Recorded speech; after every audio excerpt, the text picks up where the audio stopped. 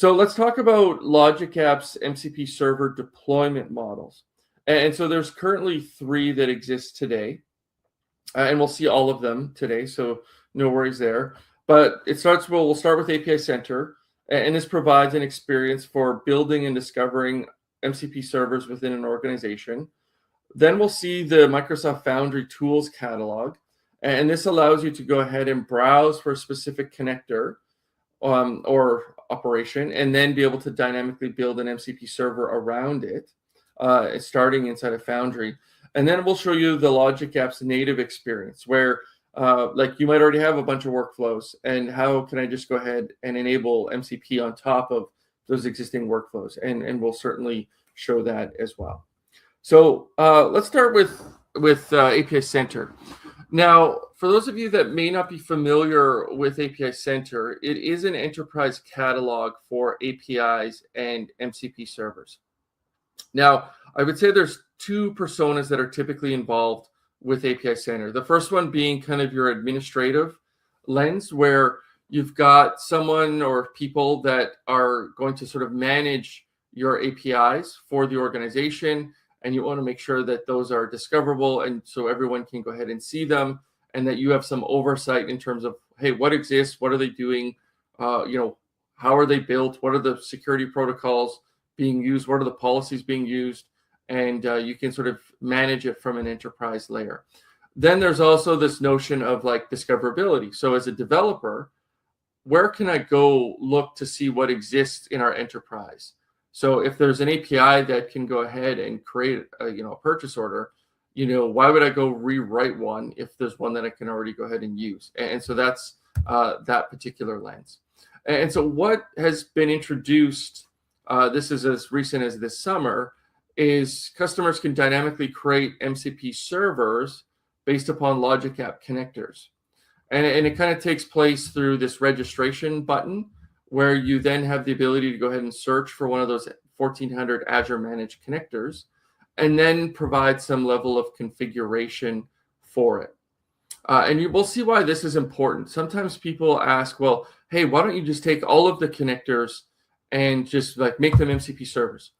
And I think for those of you that have used Power Automate and use these connectors, you probably would run into situations quite quickly where this becomes problematic. So think about Dataverse, think about SharePoint, think about ServiceNow, think about Salesforce. These are all like entity-driven solutions or table-driven solutions, where you could have a very generic operation like create record. But then there's a decision that has to be made. Well, create record of what? Like, am I creating an incident? Am I creating a contact? Am I creating an account? Right? So these are things that you generally want to pre-wire, and then choose what are the related inputs that you want to go collect. Because we know if you go into Dataverse, there can be entities that have tens or maybe even 100 different columns or attributes that you want to go that can be populated. You probably don't want to expose all of that to your agent, right? So you want some control. And I think that's what we allow you to do, is to dynamically build that experience that makes plugging this MCP tool into an agent to be quite successful, because you won't run into a whole lot of ambiguity if you've got sort of field clashes or tool name clashes and things like that. And once again, we will enable easy auth so that we've got security applied from the get-go. And so just a little bit more info about API Center. So it is that central hub. It is a catalog. You can stop at your API sprawl, get a single source of truth for all of your different types of APIs, whether it's REST, GraphQL, WebSocket, SOAP, MCP. These don't necessarily have to be Microsoft APIs. These could also be the third-party APIs as well. And just to really allows an organization to raise the bar on quality and compliance while enforcing design standards. And you might be wondering, okay, well, hey, is this going to cost a lot of money? There's kind of 2 modes here. There's 2 SKUs. There's a free SKU and there's a paid SKU. Now, what I'm going to show you today is the free SKU, and it's fully functional. It's not a trial. There is a limit of up to 200 different APIs that can be registered. So that's your constraint. But that gives you a lot of runway to see if this is a tool that will be quite useful for you or not. So that's, I think, a great start. So that's something to sort of keep in mind. All right, so here I've got a sort of series of short video clips that we'll go through, but these are the steps that we'll go ahead and provide in order to build an MCP server with API Center. So we'll create an API Center instance, we'll configure the API portal and assign API Center permissions. Now, this is really important from that discoverability perspective. And then we'll go ahead and build our MCP server. And this is the MCP server. It's going to be based on Salesforce. And then we'll test our MCP server using VS Code. Now, what we're going to build here is ultimately what we're going to use from Copilot Studio. So this is kind of the gives you a view in terms of the work that you would kind of do beforehand. And then we'll show you later, when you're in Copilot Studio, how do you leverage the stuff that's being built here. All right, so I'll go ahead and I'll hit play. These are very short, so these will not take too long at all. Okay, so here we're going to go ahead and search for API Center. Then we'll go ahead and click on Create. We will select our resource group. We'll provide a name.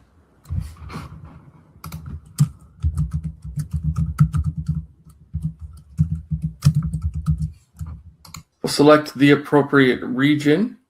And then here, we're definitely going to want to make sure that we choose the free monthly tier. So this will entitle you to up to 200 different APIs and MCP servers without having to sort of pay for any API Center services. So make sure you select free. We'll just go ahead and review and then create. Okay, we'll click on the create button. This should just take a few moments. Okay, our deployment's complete. We can go ahead and navigate to our resource. And here we will find API Center. All right, so that's step one. Okay, so here we're going to go ahead and search for API Center. Now what we'll do is configure the API portal and assign some permissions. All right, so now what we want to do is we want to configure the API Center portal, and we can do so by clicking on Settings underneath API Center Portal Preview. So here what we're going to go ahead and do is click on Start Setup. And we will do the quick setup. We will let Azure Portal take care of all of this, and this will be the simplest way forward.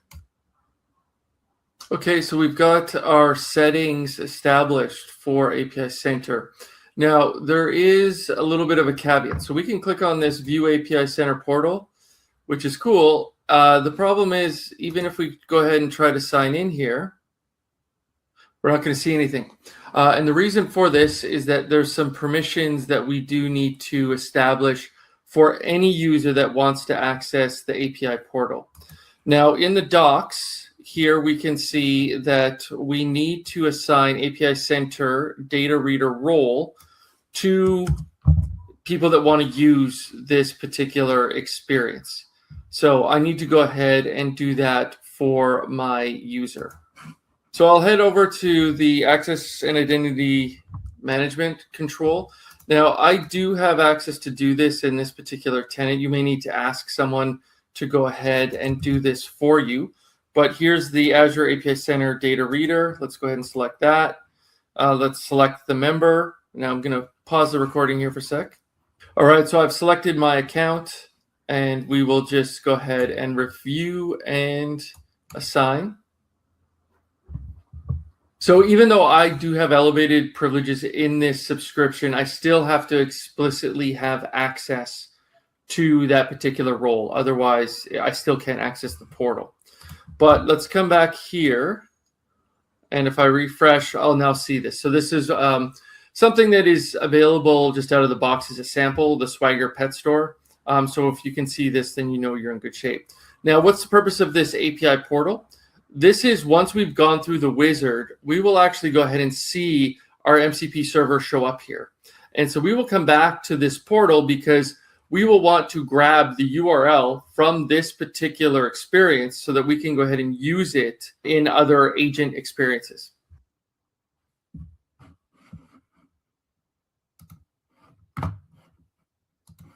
Okay, so that's kind of the prerequisites. All right, so now what we want to Now, just a little bit more info about sort of the scenario. So what we're going to do is we're going to build an MCP server that helps with sales management.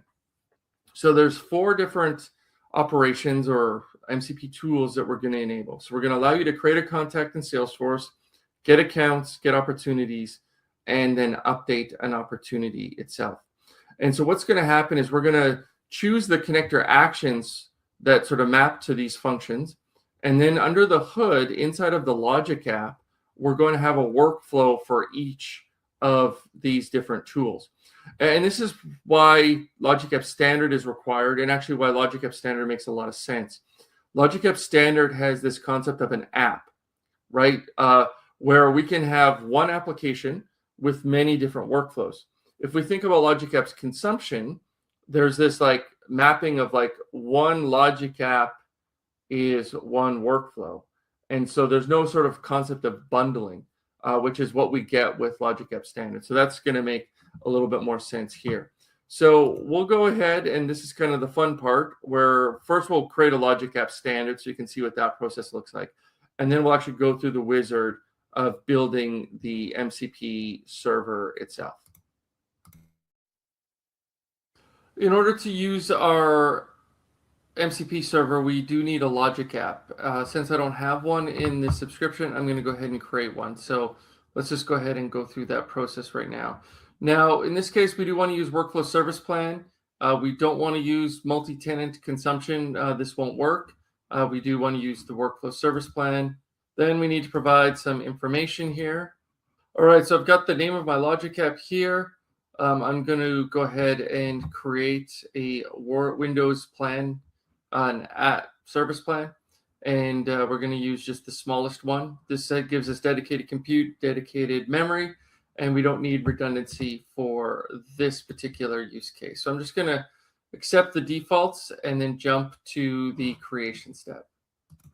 Okay, everything's been validated. We are ready to go ahead and deploy.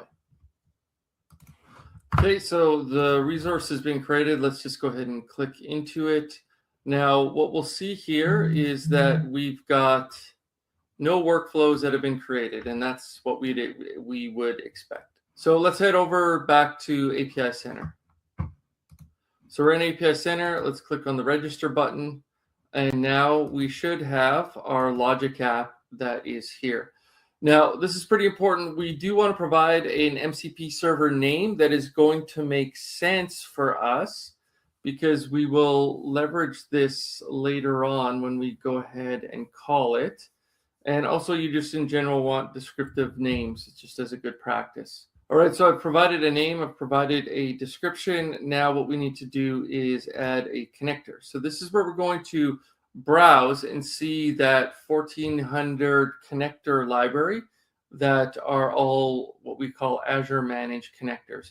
Here I'm going to go ahead and select Salesforce, and we will then go ahead and select into this. Now, these are all of the actions that we want to go ahead and obtain or use. So I want to create a record. So we're going to create a contact. See what else here. We want to get account records. So that is of interest to us. We also want to go ahead and get opportunities from Salesforce, and we want to go ahead and update a record as well. So we're going to select those. And then next, we need to go ahead and create a connection. So I'm going to sign in with my Salesforce credentials here, and then we will have a connection